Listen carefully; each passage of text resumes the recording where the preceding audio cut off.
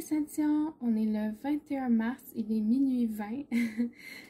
C'est tard, mais je voulais vraiment faire ça avant d'aller me coucher. Puis je me suis dit que je le ferais avec vous là, pour vous montrer comment je fais. Et puis, en fait, je fais ça à cette heure-là parce que je viens de terminer de regarder le vlog de Lorraine. Et puis, c'est parce que je faisais cette partie-là. Donc, voilà, je voulais pouvoir terminer ma partie avant de pouvoir faire ça. Donc, la vidéo d'aujourd'hui, c'est pour vous montrer comment je vais vernir, comment je vais sceller ce côté-là, parce que les diamants popent un peu, pas énormément, là, je veux dire, quand je les place, ça pop pas directement, donc je peux les sceller pour qu'ils restent en place. Donc, je vais vous montrer comment je vais faire. Je vais laisser ça reposer pendant la nuit, là, et puis demain, ça devrait être sec. Je vais pas le manipuler par contre, même s'il est sec, là, mais je vais pouvoir continuer à travailler sur la partie à droite. Donc, pour le vernir, moi, je vais utiliser le Mod Podge lustré. C'est important qu'il soit lustré parce que si vous prenez le mat, il y aura plus, ça brillera plus autant. Déjà, qu'en mettant du Mod Podge par-dessus, ça va enlever un peu de brillant. Mais bon. Vous pouvez aussi utiliser le Super Brillant, je pense qu'il s'appelle. C'est une bouteille bleu ciel, je pense, métallique.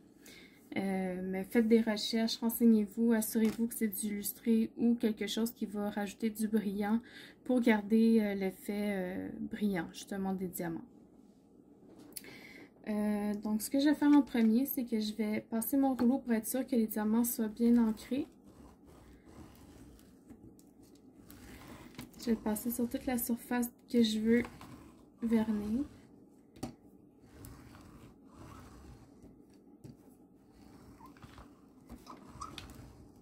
Puis je vais le passer dans les deux sens. Ça peut être un rouleau à pâtisserie aussi, là, si vous n'en avez pas pris un exprès pour le Diamond Painting. Là. Moi, je l'ai acheté, ça fait 2 ans, je pense, dans mes débuts. Là, donc,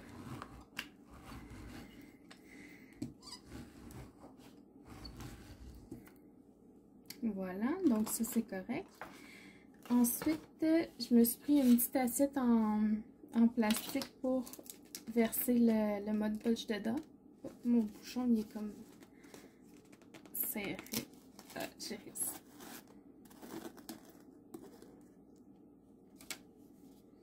réussi. D'habitude, je vernis pas mes toiles, c'est pour ça que mon bouchon il était... Oups, je pense que j'en ai trop mis. Je vais pouvoir le remettre dans le pot après. J'ai un pinceau que j'ai acheté sur Amazon, il est fait exprès pour le Mod Podge, là c'est de la compagnie Mod Podge. C'est un gros pinceau là, que j'aime bien utiliser pour les grandes surfaces.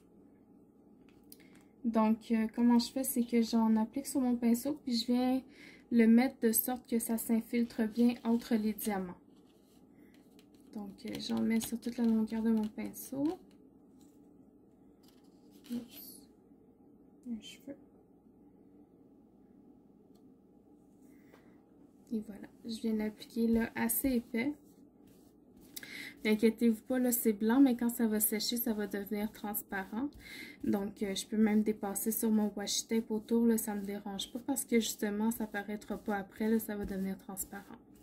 Donc, j'appuie relativement, là, j'essaie d'en mettre égal un peu partout pour que ça s'infiltre entre les diamants. Donc, j'y vais dans les deux sens, de haut en bas, de bas en haut, de gauche à droite, puis de droite à gauche.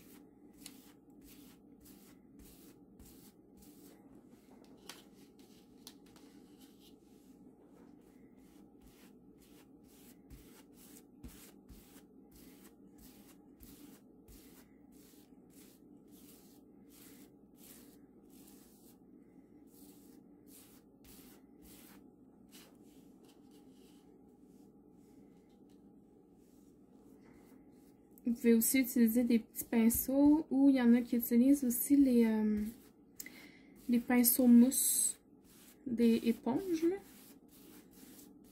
Au début, c'est ce que je prenais parce que je connaissais pas ça. Je les ai pris au Dollarama puis ben, je les ai brisés puis j'en ai pas racheté. Finalement, j'ai préféré aller avec le pinceau Mod Podge. Mais encore une fois, c'est selon les goûts de chacun, là. Vous allez voir ce que vous préférez. Faites des tests de votre côté là, pour voir vos préférences. Il n'y a pas une façon il n'y a pas une méthode qui est meilleure qu'une autre, là. Tant que le résultat final, c'est le même, là, que vos diamants sont protégés, que ça ne pop plus, puis que ça va rester en place.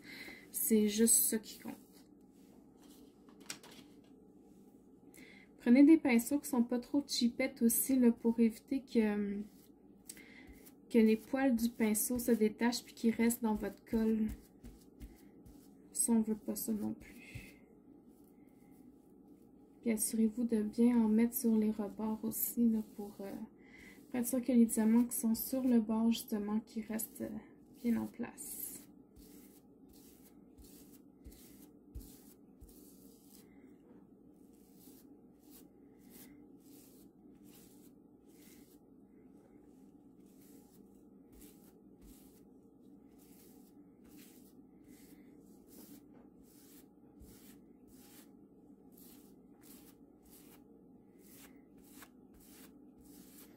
Et voilà, donc c'est comme ça qu'on met du Mod Podge sur une toile.